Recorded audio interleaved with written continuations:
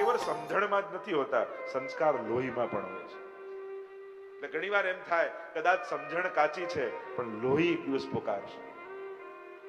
આજે પણ ભલે આપણે બહુ શાસ્ત્રો ગ્રંથો ન જાણતા હોઈએ, છતાં ક્યાંક મહાપ્રભુજીનું, શ્રીનાથજીનું, યમુનાજીનું નામ ગવાતું હોય, ક્યાંક એમનું સ્વરૂપ દેખાય તો આપણા રૂવાડા ઉભા થઈ જાય. ઘણા લોકો કે અમે બહુ કઈ વૈષ્ણવ ધર્મ જાણતા નથી, માનતા નથી, પણ જ્યારે પણ શ્રીનાથજીને જોઈએ ને તો આમ રોમાંચ થઈ જાય.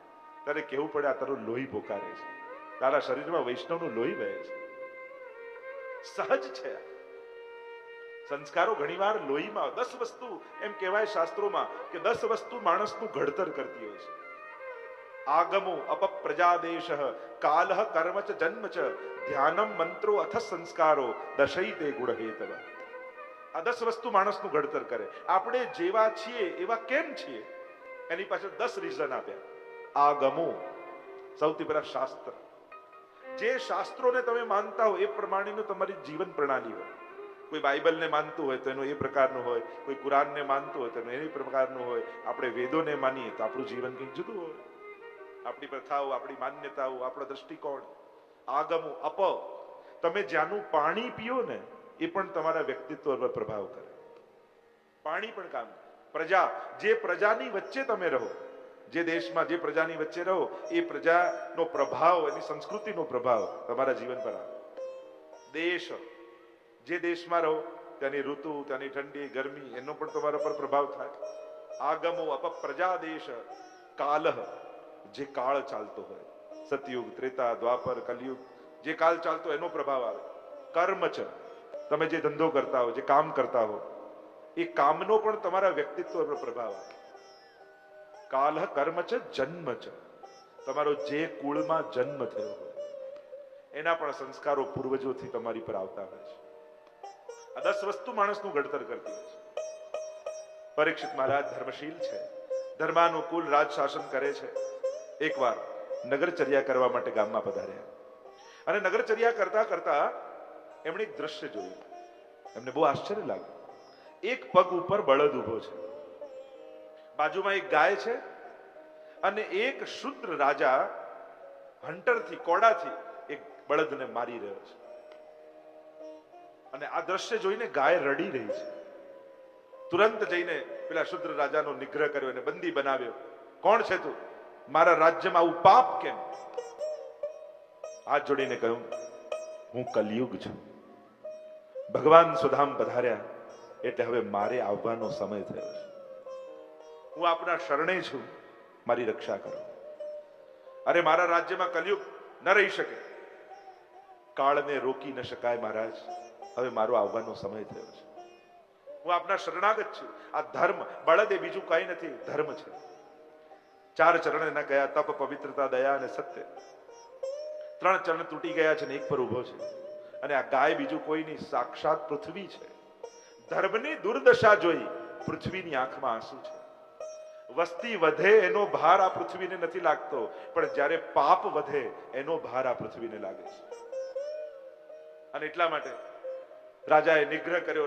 શુદ્રનો 3 ચરણ જોડ્યા, બળદના 4 ચરણ જોડી દીધા. કલયુગ શરણે આવ્યો અને કહ્યું કે મને આશ્રય આપો. શરણાગતની રક્ષા કરવી રાજાનો ધર્મ છે. અને પરીક્ષિત મહારાજ પણ બહુ વિદ્વાન છે, સારગ્રહી છે. એમણે પણ જોયું, યત ફલમ નાસ્તિ તપસા ન યોગે સમાધિનામ તત ફલમ લભતે સમ્યક કલૌ કેશવ કીર્તના. જે સતયુગ, ત્રેતા, દ્વાપરમાં મોટા મોટા યજ્ઞ યાગાદિથી જે ફલ મળે, કલયુગમાં તો કેવલ પ્રભુના નામ લેવા માત્રથી ફલ મળી જાય. કલયુગમાં બીજા બધાય ભલે દુર્ગુણો હોય, પણ સૌથી મોટો સદગુણ એ છે અહીંયા ભગવાન બહુ સુલભ છે. અન્ય યુગોમાં ધર્મ સુલભ છે, ધર્મી અઘરો છે. કલયુગમાં ધર્મ અઘરો છે, ધર્મી સુલભ છે. અને આમ સારગ્રહી રાજા જોયો કે આ તો સરસ ઉપાય, કેવલ પ્રભુના નામ લેવાના આશ્રય માત્રથી ભગવત કૃપાનો અનુભવ થઈ જાય. આવો સદગુણ કલયુગમાં છે. એટલે કહ્યું, ઠીક છે કલયુગ, તને હું રહેવાની જગ્યાઓ આપું છું. 4 સ્થાન આપ્યા. પહેલા કહ્યું દ્યુતમાં કલયુગ, જુગારમાં કલયુગ છે. જ્યાં જ્યાં જુગાર રમાય ત્યાં કલયુગ. પણ આપણે એટલા હોશિયાર છીએ ને કે જન્માષ્ટમીના નામે રમી નાખીએ. પણ જ્યાં ભાગ્ય આધારિત કઈ પણ જુગાર હશે ત્યાં કલયુગ એટલે ક્લેશ. ત્યાં કોઈ ને કોઈ પ્રકારનો ક્લેશ આવશે. દ્યુતમાં કલયુગ, પાનમાં કલયુગ, વ્યસનમાં કલયુગ છે, વ્યભિચારમાં કલયુગ અને હિંસામાં કલયુગ. આ 4 સ્થાન આપ્યા. કહ્યું કે મહારાજ આ તો ચારે ખરાબ સ્થાન છે, કોઈ તો સારું સ્થાન આપો. અને ત્યારે પરીક્ષિત મહારાજે કહ્યું અનીતિથી આવેલા સુવર્ણમાં પણ કલયુગ છે, સોનામાં કલયુગ. રામાયણમાં એવી કથા આવે છે ને કે જયારે રાવણ, વિભીષણ અને કુંભકર્ણ ત્રણે તપ કર્યું અને બ્રહ્માજી પ્રસન્ન થયા ને, ત્રણે સોના માંગ્યું. સૌથી પહેલા બ્રહ્માજી રાવણને કહ્યું તારે શું જોઈએ છે? કે સોના, સોનાની લંકા. કુંભકર્ણને કહ્યું તારે શું જોઈએ છે? કે તપ કરી કરીને થાક્યો ગયો છું, સોના, મારે તો 6 મહિના સુઈ જવું છે. વિભીષણને કહ્યું તારે શું જોઈએ છે? કે આ બંને જે માંગ્યું સોના, મારે તો ભક્તિ કરવી છે ભગવાનની, મારે આ સોનું નથી જોઈતું, સોના, મુझे तो भगवान की भक्ति करनी है. આમ સ્વર્ણ માંગ્યું. સારગ્રહી રાજા હતા, સ્થાન આપ્યું. આપણે તો ભગવદીઓ એટલે કહ્યું જબ લગ યમુના ગાય ગોવર્ધન, જબ લગ ગોકુલ ગાંવ ગુસાઈ, જબ લગ ભાગવત કથારસ, તબ લગ કલયુગ નાય. અમારે ભગવદીઓને તો એ ગાયા કે આટલા તત્વોએ અત્યાર સુધી કલયુગને રોકી રાખેલો છે. અને એટલા માટે આટલા તત્વો કોઈ ને કોઈ સ્વરૂપે વૈષ્ણવના ઘરે બિરાજતા હોય.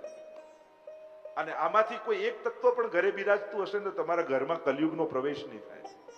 જબલગ યમુના ગાય ગોવર્ધન, જબલગ ગોકુલ ગાંવ ગુસાઈ, જબલગ ભાગવત કથા રસ, તબલગ કલયુગ નાય. આટલા તત્વોએ કલયુગને રોક્યું છે. સબ જુગતે અધિકાઈ કલયુગ, જા જુગ મેં શ્રી વલ્લભ પ્રગટે, સેવા રીતિ દેખાય. એટલે તો સર્વ યુગોથી શ્રેષ્ઠ કલયુગને કહ્યો છે. અને આમ રાજાએ વિચાર કરીને કલયુગને સ્થાન આપ્યા. મહારાજા પાછા આવ્યા મહેલમાં. બીજા દિવસે પ્રાતઃકાલ જાગ્યા ને વિચાર કરવા લાગ્યા કેટલો સમય થયો ને હું રાજા બન્યા પછી મારું તોશાખાનું મેં નથી જોયું. કેટલા દાગીના, કેટલા ઘરેણા અમારા પૂર્વજો મૂકી ગયા છે, સાંભળ્યું તો બહુ છે પણ મારી આંખે નથી જોયું. લાવ આજે જો. પ્રવેશ કર્યો તોશાખાનામાં. અનેક અનેક રત્નો, હાર, સુંદર સુવર્ણના, મોતીના, માણેકના હાર પડ્યા છે, સુંદર શણગાર પડ્યા છે. પણ રાજાની દ્રષ્ટિ સામે પડેલા એક મુગટ ઉપર ગઈ. અરે કેવો સુંદર મુગટ છે, આ જો હું પહેરું તો કેવી શોભા લાગે. આ મુગટ સાધારણ નહોતો. ભગવાન જ્યારે રાજસુ યજ્ઞ પાંડવોને કરવો હતો અને કેવલ જરાસંઘને જીતવાના બાકી હતા ત્યારે ભીમ અને અર્જુનને લઈને ભગવાન જરાસંઘ પાસે ગયા હતા. બ્રાહ્મણનો વેશ લઈને ગયા અને યાચના કરી. ત્યારે કહ્યું કે તમે માંગો એ આપું. ત્યારે બ્રાહ્મણના વેશમાં ભગવાને કહ્યું કે અમને યુદ્ધ જોઈએ છે તારી પાસે. દ્વંદ્વ યુદ્ધની યાચના કરી, મલ્લ યુદ્ધની યાચના કરી. અને જરાસંઘે પસંદ કર્યો ભીમને. અને જે પ્રસિદ્ધ કથા છે, ભીમે માર્યા જરાસંઘને અને વિજયના પ્રતીક રૂપે જરાસંઘનો જે મુગટ હતો ને એને લઈ લીધો. ભગવાને એ જ સમયે ભીમને રોક્યો, જો ભીમ આ અનીતિનું ધન છે અને ઘરમાં ન લાવીશ. અરે પ્રભુ પહેરીશ નહીં પણ વિજયના પ્રતીક રૂપે ઘરે તો રાખું ને. પ્રભુએ ના પાડી તો માન્યા નહીં અને આ મુગટ લઈને રાખ્યો, અનીતિનું સોનું. અને રાજાએ જોયું કે આ તો પહેરવા લાયક છે અને લઈને જ્યાં માથે મૂક્યું, કલયુગને મળ્યો અવસર, માથે આવીને બેસી. તુરંત બીજો વિચાર આવ્યો, અરે આ બધા રાજા મહારાજાઓ તો શિકાર કરવા જાય, હું તો ક્યારે ગયો નથી. જો આ પાપનું એવું જ છે, એક વાર કરીએ, બીજી વાર થાય અને ત્રીજી વાર બેને છુપાવવા માટે કરવું જ પડે. અને જો શૃંખલા હોય, રીપુ રુજ પાવક પાપ પ્રભુ અહી ગણીએ ન છોટ કરી. એટલે જ કહ્યું કે આટલી વસ્તુને નાની નહીં ગણવી. રીપુ શત્રુને નાનો નહીં ગણવો, રુજ રોગને નાનો નહીં ગણવો, એમ પાપને પણ નાનો નહીં ગણવો. કારણ કે એક વાર તમે સફળ થયા ને પાપ કરવામાં તો પછી બીજી 99 વાર કરવાનું સાહસ આપમેળે આવી જશે. થયું શિકાર કરવા બધાએ જાય ને હું નથી ગયો. લાવ શિકાર કરવા જો, હિંસા કરવાની ઈચ્છા થઈ. સાથે સાથીદારોને લઈને ઘોડા પર બેસીને રાજા શિકાર કરવા નીકળ્યા છે. બધા ત્યાં કંઈક છૂટા પડી ગયા. સિપાહી ક્યાં ગયા, પ્રધાન ક્યાં ગયો ને રાજા એકલા રહી ગયા. સવારથી નીકળેલા મહારાજા ભૂખા તરસા થયા છે. ચારે બાજુ કોઈને ગોતે, કંઈક કોઈ સહારો મળે, કંઈક ભોજન મળે, જલ મળે. એટલામાં દૂરથી શમીક ઋષિનું આશ્રમ દેખાય. આશ્રમમાં પ્રવેશ કરીએ. મહાપ્રભુજી કે આ પહેલો અપરાધ, આજ્ઞા વગર પ્રવેશ કર્યો. તદ વિધિ પ્રણિપાતે ન પરિપ્રશ્ને ન સેવય. આજ્ઞા લઈને જવું જોઈએ. ક સમયે ગયા, અંદર ગયા તો ખરા પણ કલયુગ માથે છે ને એટલે કોઈની શ્રદ્ધા પણ એમને દંભ લાગી. આ કલિયુગનું લક્ષણ છે. કોઈ સેવા કરતું હોય, પાઠ કરતું હોય, નાટક કરવાનું બંધ કરો ને. આટલા કામ પડ્યા છે, કામ પેલા સંભાળો. બીજાની શ્રદ્ધા પણ આપણને દંભ લાગે, માનવું કલિયુગ સવાર છે. ધ્યાનમાં બેઠા હતા મુનિ, રાજાને એમ થયું કે મને ઉભા થઈને સન્માન ના આપવું પડે, એટલે જાણી કરીને આંખો બંધ કરીને બેસી ગયા છે. લાવ પરીક્ષા કરીને જોવું તો ખરા. જેને પ્રણામ કરવા જોઈએ એની પરીક્ષા કરી. મરેલો સર્પ બાજુમાં પડ્યો હતો, પાછળથી તીર કાઢ્યું, સર્પને ઉપાડ્યો અને ઋષિના ગળામાં લપેટાવી દીધો. રાજા તો ત્યાંથી જતા રહ્યા, પાપ કરીને ભૂલી પણ ગયા. કલિયુગ માથે હતું ને.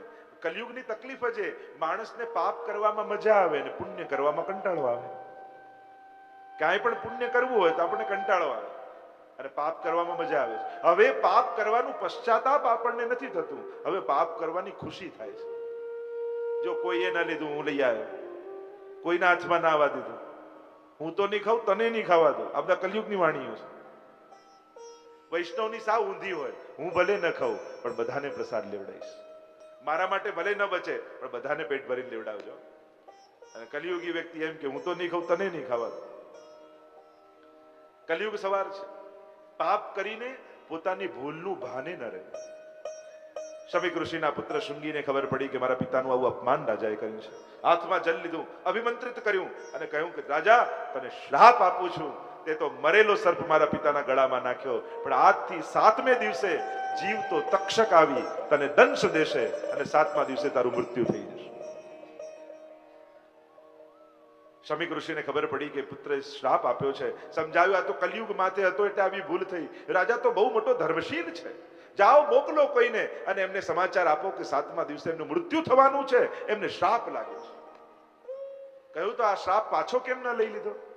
તો કે એવી જગ્યાએથી શ્રાપ આપેલો કે જ્યાંથી અશ્વત્થામાએ પાછું ન વળે એવું બ્રહ્માસ્ત્ર છોડ્યું હતું. અને એ બ્રહ્માસ્ત્રનો પ્રભાવ આ ભૂમિ પર એવો હતો કે અહીંયાથી જે વચન બોલાય ને એ પણ પાછા ન લેવાય. 7 દિવસ એટલા માટે આપ્યા કારણ કે ગળામાં સર્પ નાખ્યું ને 7 દ્વાર ખુલ્લા રહી ગયા. જો માથે સર્પ નાખ્યો હતો તત્કાલ મૃત્યુનો શ્રાપ લાગે, પણ 2 આંખ, 2 નાક, 2 કર્ણ, મુખ, નાસિક, આ 7 દ્વાર રહી ગયા એટલે 7મા દિવસે. અને એમ પણ જે બધાના 7મા દિવસે જ મૃત્યુ છે, 8મો કોઈને મળતો નથી. રવિ થી સોમમાં જ બધાએ જવાનું છે, 8મો દિવસ કોઈને મળ્યો નથી. પણ હા, પરીક્ષિત મહારાજને એટલી ખબર છે, મને 7 દિવસ કંઈ થવાનું નથી, આપણને કાલની પણ ખબર નથી. એટલે એમ નહીં માનવું કે પરીક્ષિત મહારાજને શ્રાપ લાગ્યો. ઘણીવાર મૃત્યુનું સ્મરણ એ માણસને પાપથી મુક્ત બનાવી દેતું હોય છે. એક શિષ્ય ગામમાં એક શેઠજી રહેતા હતા, બહુ કંજૂસ, બહુ ક્રોધી, ક્યારે કોઈ સત્કર્મ ન કરે. અને જ્યારે 80 વર્ષના થયા ત્યારે એમને થયું કે લાવ કોઈ ગુરુ પાસે તો જઈએ, થોડું જ્ઞાન વ્યાન મેળવીએ તો કંઈ કામ લાગે. આવ્યા ગુરુજીના આશ્રમમાં અને કહેવા લાગ્યા, ગુરુદેવ કંઈ જ્ઞાન આપો ને. ગુરુદેવે કહ્યું કે તમે આવવામાં બહુ મોડું કરી દીધું, કાલે તો તમે મરી જવાના છો. પેલાને આઘાત લાગ્યો કે બસ જીવન પૂરું, તમે મોડું કરી દીધું. દુઃખી થઈને નીકળ્યા આશ્રમથી બહાર. રોજ એક ભિખારી આવીને માંગતો પણ ક્યારે ના આવે. આજે ભિખારી માંગ્યું ને અમને થયું કે હવે કાલે તો ક્યાં રહેવાના છે. ખિસ્સામાં હાથ નાખીને કાઢ્યો, એ ભિખારીને ચક્કર આવી ગયા. આ શેઠજી આપ્યું. આગળ ગયા, ઘરે જઈને બેઠા ભોજનમાં. રોજ તો દાળમાં મીઠું ઓછું હોય તો આખી થાળી ફેંકે. અને આજે ઓછું લાગ્યું એમ જો કાલ ક્યાં જોવાનું છે કે આજે છેલ્લો દિવસ છે, મીઠા વગરનું ખાઈ લીધું. કેટલું બધું સહન કરીને આખી રાત પસાર કરી અને બીજા દિવસે જાગ્યા અને જોયું તો કંઈ થયું નથી. થયું કે અરે આ ગુરુદેવ ખોટા ખોટા ઉપદેશો આપે છે, હમણાં જઈને જોઉં છું. દોડતા દોડતા આશ્રમે આવ્યા અને કહેવા લાગ્યા, ગુરુદેવ કોઈને મરાવી નાખશો. કેમ, શું થયું? કાલે તમે તો કહ્યું કે કાલની સવાર તમે નહીં જુઓ, આજે રાત છેલ્લી છે, કાલે તો મરી જવાના છો તમે. ગુરુદેવે કહ્યું, મારે તમને નતા મારવા, તમારા પાપને મારવા હતા. મૃત્યુનો વિચાર રહ્યો તો બધા પાપ મરી ગયા. જે મૃત્યુને યાદ રાખે ને એને પાપ કરવાની ઈચ્છા ન થાય. થયું મૃત્યુ છે, 7 દિવસમાં મૃત્યુ છે. પરીક્ષિત મહારાજને વૈરાગ્ય જાગ્યું. મૃત્યુને મારવાની કોશિશ ન કરી, મૃત્યુને સુધારવાની કોશિશ કરી. કેમ મૃત્યુથી તરી જવું એનો વિચાર કર્યો. વૈરાગ્ય જાગ્યો. વલકલ વસ્ત્રો ધારણ કરીને ઘર છોડીને નીકળ્યા. આ ગુરુ શિષ્ય બંને તો જુઓ, સુખદેવજી જન્મ્યા અને ઘર છોડીને ભાગ્યા. અને પરીક્ષિત મહારાજને મૃત્યુનો સમાચાર આવતા જ ગૃહ ત્યાગ કરીને સંન્યાસ ભાવના હૃદયમાં ધારણ કરીને નીકળ્યા. કારણ કે શ્રેષ્ઠ વક્તા અને શ્રોતા માટે વૈરાગ્ય ગુણ બહુ મહત્વનો છે. જેટલું વક્તા અને શ્રોતામાં આંતરિક વૈરાગ્ય હશે ને એટલી કથાનો પ્રભાવ અધિક થાય, એમ મહાપ્રભુજી કહે છે. એકવાર એક રાજાએ એક કથાકારને પકડ્યા કે તમારી 7 દિવસ કથા મેં સાંભળી અને કથામાં મેં સાંભળ્યું કે પરીક્ષિતનો ઉદ્ધાર થયો, તો પછી તમારી કથાથી મારો કેમ ઉદ્ધાર ન થયો? સિપાહીઓને બોલાવ્યા અને કહ્યું કે અમને ફાંસીની સજા આપી દો. પેલા કથાકાર ક્યારે, હું તો કથા કરવા આવ્યો ના ક્યાં કામે લગાડી દીધો મને? ના ના, પરીક્ષિતનો ઉદ્ધાર થયો ને મારો કેમ નહીં? જવાબ મને આપો, નહીં તો તમને ફાંસીની સજા. પેલા યુક્તિ કરી કે મહારાજ આપને જવાબ આપું છું, દોરડા મંગાવો બે. કહ્યું કે મહારાજાને એક થાંભલામાં બાંધો, બીજા થાંભલામાં મને બાંધો. બંને એક એક થાંભલામાં બંધાયા અને હવે કહેવા લાગે મહારાજ હવે મને છૂટો કરો, મને ખોલો. મહારાજ કે આપણે બંને બંધાયેલા છે, એકબીજાને છોડીશું કેમ? કથાકારે કહ્યું બસ આ જ ઉત્તર છે. પેલા બંને મુક્ત હતા એટલે બંને મુક્ત થઈ ગયા, આપણે બંને બંધાયેલા છીએ તો એકબીજાને છોડાવીએ ક્યાંથી? બંનેમાંથી એક છૂટો હોય તો બીજાને છોડાવી શકે. વૈરાગ્ય એ વિશેષતા છે. જેટલું આંતરિક વૈરાગ્ય એટલી કથા પ્રભાવી. અને વૈરાગ્ય જાગ્યો છે. પરીક્ષિત મહારાજ ગંગાજીના કિનારે આવ્યા છે. જે મહાત્મા મળે એના ચરણોમાં પડે, 7 દિવસ મારી પાસે છે, મારો ઉદ્ધાર કેમ થાય? ઋષિઓ કહે કે અમે હજારો વર્ષોથી તપ કરીએ છીએ, અમારો ઉદ્ધાર નથી થતો, તો 7 દિવસમાં તારો કેમ કરાવે? જે મહાત્મા મળે, જે સંત મળે, હૃદયમાં એક જ ભૂખ જાગી છે, કોઈ ગુરુ મને મળી જાય, કોઈ સદગુરુ મને મળી જાય. શ્રાપ છે પણ સદગુરુ મળે ને તો એ શ્રાપિતને પણ સમર્પિત બનાવી શકે. ભાગવતની કથાનો પ્રભાવ એ છે કે શ્રાપિતને ભાગવતે સમર્પિત બનાવી દીધો. શ્રાપ લાગ્યો હતો 7 દિવસનો, આપણને બધાને લાગ્યો છે, પણ ભાગવત રૂપી ગુરુનો આશ્રય કરશો ને તો આપણે બધાએ સમર્પિત થઈશું. મૃત્યુ તો દરેકનું આવવાનું, પણ મરીને નહીં, આપણે તો જીવીને દુનિયા છોડવાની છે. જીવનનો ઓડકાર લઈને જવાનું છે. અને જ્યારે ગુરુની ભૂખ જાગી કે કોઈ સદગુરુ, કોઈ એવો મોટો જે મને ઉગારી લે, જેના ચરણોમાં બેસવાનો મને આનંદ થાય, જેની વાત સાંભળતા મને ભગવાનની વાત લાગે, પ્રભુમાં ભાવ જાગે, હું પવિત્ર બની જાઉં, એવો કોઈ ગુરુ મને મળી જાય. અને જ્યાં શોધી રહ્યા છે એટલામાં તત્રા ભવત ભગવાન વ્યાસપુત્રો, અને ત્યાં વ્યાસપુત્ર એવા સુખદેવજી પ્રગટ થઈ ગયા. આજાન બાહુ, કમળની પાંખુડી જેવા નેત્ર, વિશાળ વક્ષસ્તર, લાંબા લાંબા કેશ છે, લાંબા હાથ ઘૂંટણ સુધીના છે, દિગંબર અવસ્થામાં છે, જાણે સાક્ષાત સૂર્ય નારાયણ સામેથી પધારતા હોય એવું લાગ્યું. અને એમને જોતા જ એમ લાગ્યું કે મારો ઉદ્ધાર આમના હાથે લખાયો છે. ભાગ્યા છે. દોડતા દોડતા પરીક્ષિત મહારાજ ચરણોમાં પડ્યા. કહ્યું કે 7 દિવસ મારી પાસે છે, મારો ઉદ્ધાર થઈ શકે. ગુરુ છે ને ક્યારે નિરાશ ન કરે. ગુરુ તો આશાવાન હોય, આશા જગાવે, ભય ન જગાવે. આમ કરીશ તો આ પાપ લાગશે, આમ કરીશ તો આ પાપ લાગશે. સાક્ષાત વ્યાસ નારાયણના પુત્ર સુખદેવજી પધાર્યા છે. અમુક વ્યક્તિત્વ એવા છે ને કે એમને યાદ કરો ને તોય મન પવિત્ર થઈ જાય. ભાગવતના આ દિવ્ય પાત્રોને યાદ કરવા, એમનું સ્મરણ જ પુણ્યકારી હોય છે, મંગલકારી હોય છે. મંગલ રૂપ નિધાન સાંવરો, મંગલ રૂપ નિધાન. મંગલ મંગલ વ્રજભૂમિ મંગલ, મંગલ મિહ શ્રી નંદ યશોદા. આ બધા મંગલકારી તત્વો છે. પ્રાતઃકાલ વૈષ્ણવે ઠાકોરજીને જગાવતા પહેલા આ બધા તત્વોનું સ્મરણ કરવું. શ્રી મહાપ્રભુજી, શ્રી યમુનાજી, શ્રી ગુસાઈજી, આ બધા ચિત્તનું મંગલ કરનારા તત્વો છે. વ્યાસજી ના પુત્ર સુખદેવજી પ્રગટ થયા ને જોઈને પરીક્ષિત મહારાજને પહેલી નજરે ભરોસો બેસી ગયો, મારો ઉદ્ધાર આમના હાથે લખાયો છે. અને એકવાર ભરોસો બેસી જાય, દોડતા ગયા, ચરણોમાં બેઠા. ગુરુ ભાવ હૃદયમાં જાગ્યો. ગીતાજીમાં પણ એમ જ થયું ને, જ્યારે મોહ થયો પણ હોશિયારી અર્જુને એ કરી, શિષ્યસ્તે હમ સાધિમામ ત્વામ પ્રપન્ન. તુરંત ઠાકોરજીના ચરણોમાં બેસી ગયા. આપણી સમજ બંધ થઈ જાય ને ત્યારે કોઈ મહાપુરુષનો આશ્રય કરી લે. એક વસ્તુ યાદ રાખવું, જ્યારે દુર્ભાગ્ય ચાલતું હોય ને, થોડો જ્યોતિષશાસ્ત્રનો પણ અભ્યાસ છે એટલે કહું કે જ્યારે આપણો ખરાબ સમય ચાલતો, દુર્ભાગ્ય ચાલતું હોય, ત્યારે કોઈ મહાપુરુષના આશ્રયમાં જઈને રહેવા લાગે તો ખરેખર બચી જવાય. કોઈ મંગલકારી, કોઈ પુણ્યકારી, કોઈ ભક્તિ કરનારા એવા કોઈ વ્યક્તિના આશ્રયમાં જઈને રહેવા લાગો તો એના આશ્રય બળે તરી જવાય. અને એટલા માટે આપણી સમજ બંધ થઈ ગઈ હોય ત્યારે કોઈ સમજદારની સમજનો આશ્રય કરી લે. દરેક વખતે આપણા જ નિર્ણયોથી જીવન ચાલે એવું અઠાગ્ર જીવનની બાબતમાં નહીં રાખો. કારણ કે ઘણી વાર આપણા કરેલા નિર્ણયો ખોટા હોય છે. લમ્હોं ने की खता और सदियों ने सजा पाई.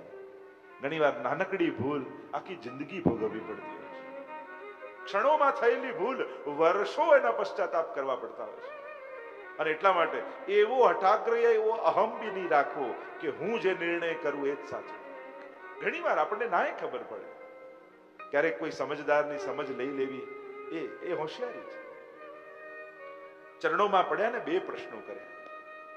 પહેલો પ્રશ્ન એ કર્યો કે આ જીવ માત્રના કલ્યાણનો ઉપાય શું? પહેલો પ્રશ્ન સમષ્ટિગત કર્યો અને બીજો પ્રશ્ન વ્યક્તિગત કર્યો કે જેનું મૃત્યુ નિકટ હોય એને શું કરવું જોઈએ. મહાપ્રભુજી તો આજ્ઞા કરે છે કે પરીક્ષિત મહારાજે 4 પ્રકારની ઉન્નતિ પોતાના જીવનમાં સાધી છે. જન્મોન્નતિ, ધર્મોન્નતિ, સ્વઉન્નતિ અને સર્વોન્નતિ. આ 4 પ્રકારની ઉન્નતિ સિદ્ધ કરી પરીક્ષિત મહારાજ. જન્મોન્નતિ, પોતાને જન્મ મરણના ચક્કરમાંથી મુક્ત કરી એને જન્મને સફળ કર્યો છે. જન્મની સફળતા, આ જીવનની સફળતા પાછો જન્મ લેવામાં નથી પણ જન્મ મરણના ચક્કરમાંથી છૂટવામાં છે. જો તમે કોઈ સ્ટાન્ડર્ડમાં ભણતા હો ને ફેલ થાવ ને, પાછા એ જ ક્લાસમાં જતા તમને શરમ આવે. એમ થાય ને કે લો ફેલ થાય, આપણે પાછા એમાં જ જવાનું. પણ વિચાર કરો, આટલી વાર આ જગત રૂપી, આ સંસાર રૂપી ક્લાસમાં ફેલ થઈ આપણે પાછા આવીએ છીએ તોય આપણને શરમ નથી આવતી. કેટલી વાર ફેલ થઈ પાછા એ જ અજહુ ચેત હેત ઇનસો હે બાरू की भी. सूरदास जी का भी पद है न, मन तो सो कीती कही समझाए, नंद नंदन के चरण कमल भज तज पाखंड चतुराए.